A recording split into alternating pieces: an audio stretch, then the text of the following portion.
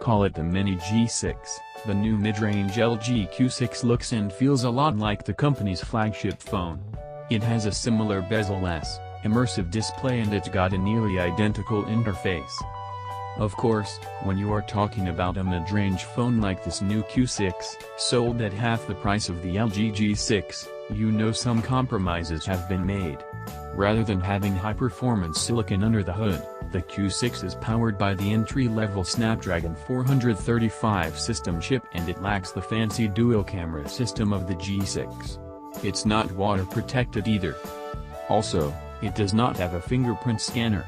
Instead, it supports face recognition, but can it really replace the speed, convenience and accuracy of a fingerprint reader? We look at this and all other interesting details around the new LG Q6 right below.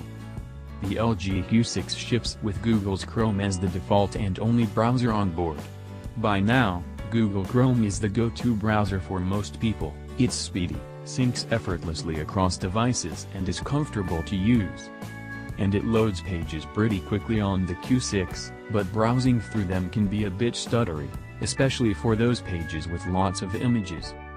The LG Q6 is a phone intended to sell in Europe, the Middle East and Asia, India, in particular.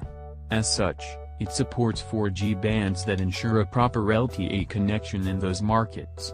Here is the full list of LTE bands the LG Q6 supports.